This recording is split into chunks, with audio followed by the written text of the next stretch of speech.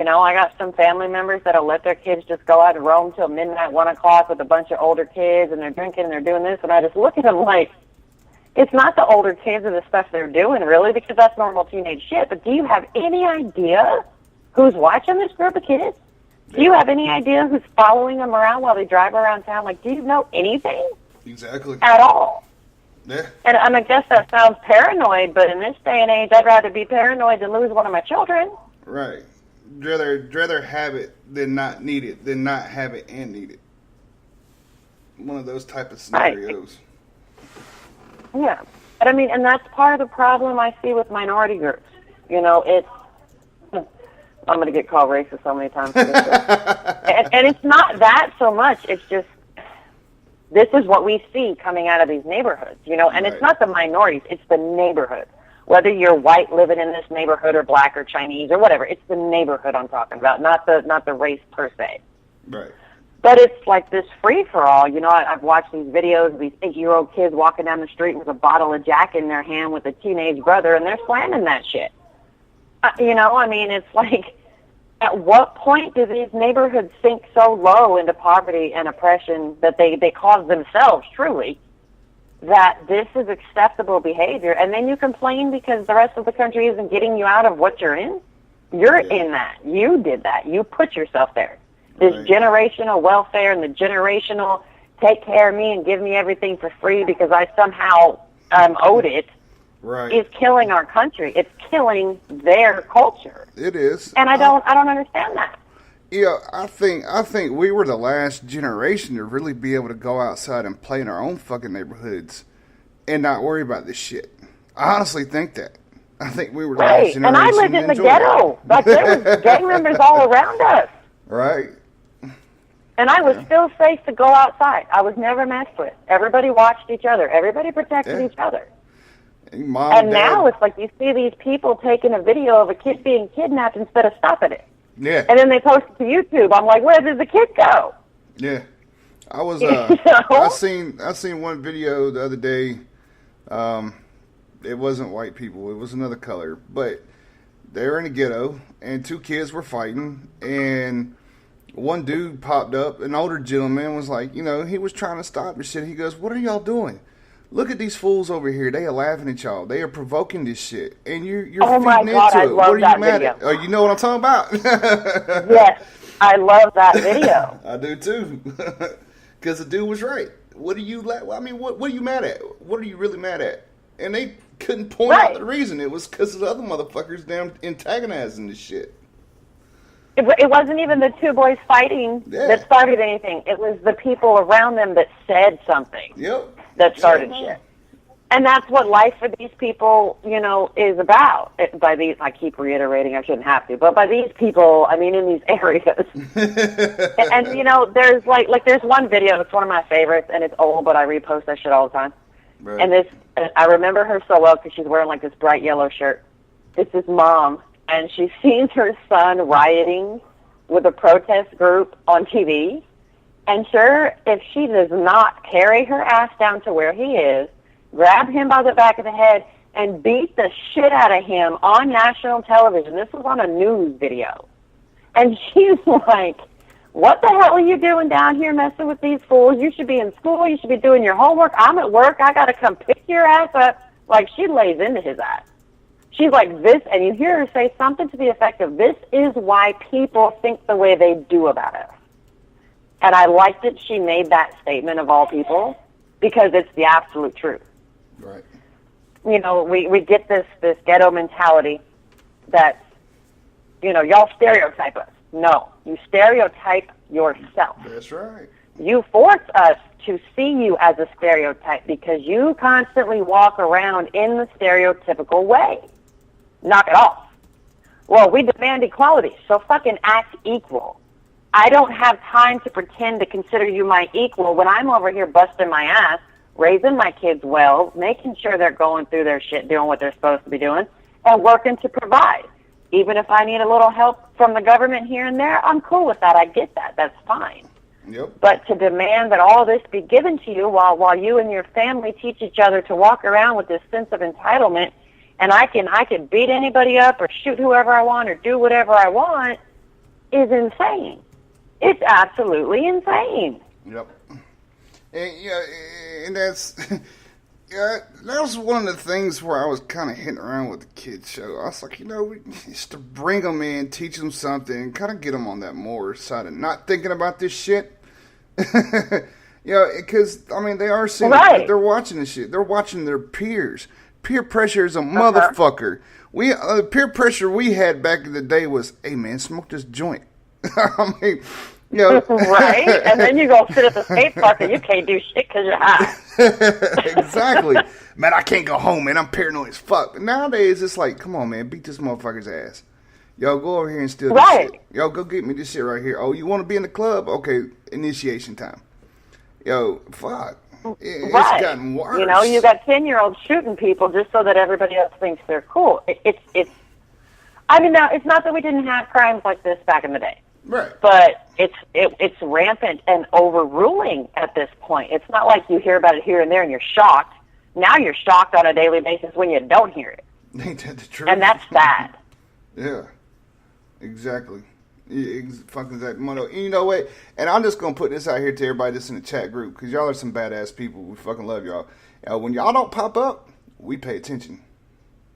It's just a way that we know where our family, our friends, and stuff like that is. And, it is. You don't hear about shit like this, you kind of wonder what the fuck is going on. Oh, right. Jeez, people, wake up, man. I wonder if everybody would break out their fucking belts and their fucking slippers and that paddle and start disciplining our kids and our teenagers like we used to, and we all did it at one time, what would everybody else have to fucking say? Doesn't matter. I don't really give two shits, but maybe a trend would start fucking happening again. Oh, wait, hey, all these people are starting, kids, I'm not saying you should make your kids scared of you, but your kids should have that, oh shit, I don't need dad or mom finding out, or I'm going to get my ass beat. You know what I mean? Right. Look, I had a situation about 2 weeks ago in Walmart, and I don't like to be embarrassed publicly. It's just one of my pet peeves, so I don't even like to embarrass myself publicly, on accident or whatever. Right. But my youngest was just being 9, and I just had enough. He had upset his sister. He ran off a couple times, and that makes me nervous when they run off because of what we just talked about. Oh, yeah. So we get him back, and I'm fussing him. I'm not screaming loudly, but you can hear me, and I'm clearly upset. And this lady that we know from town, and she's a little slow, I'll give her that, but she wasn't but 2 inches from my face just staring at me while I'm talking to my kid. And he's arguing with me because he's a kid, and I looked back at him, I said, I'm not going to have this discussion with you. There is no negotiation. I said it once, I'm done talking. And this lady kind of took a step back and looked at me funny, and God bless her heart, because I know how she is. We all know her in town. But I looked at her, I said, do we have a problem? And boy, she scooted off. Well, not 10 minutes later, my mom is accusing me of being paranoid because an officer comes walking down the aisle, no card, no nothing. And he, stops in the middle of, crossing the aisle and stares at us for a second. And I kind of looked over, and I'm like, that's not one I recognize. Okay, I waved at him, and I kept about my business. Well, then he comes back. He has, one thing in his hand. He comes back to the aisle I was in, and he kind of comes down the aisle, and he's, looking in front of him at what's on the shelf, but he keeps looking over at us, and he's not reaching. You could tell it was weird. Yeah. And I looked at my mom, and I said, I'll be damned. Someone complained that I was fussing at Travis, I guarantee you. And she's like, nah, you're just being paranoid. You're paranoid. Because, I kind of am sometimes. Not usually with officers, but I was a little I wasn't worried. I was just like, that's messed up. Right. And I looked over at him at one point, and I kind of, nodded, and I was like, how are you today? And he goes, I'm good. I said, all right, well, you have a good day, and you stay safe. And he's like, yes, ma'am, you too. And he left. Never touched anything on the shelves. Right. And I guarantee you that somebody called and complained that I was in the middle of the aisle fussing my son. Now, mind you, I never touched my son. Right. Now, if I had touched my son and he'd have come ask me a question, I'd have been like, look, either I beat his ass or you beat his ass. Right. One way or another, he's running off, and someone's got to stop that shit. But, yeah, somebody actually did that because I fussed my child for running off. I was like, are you kidding? This is what, see this right here? This is what is wrong with our country.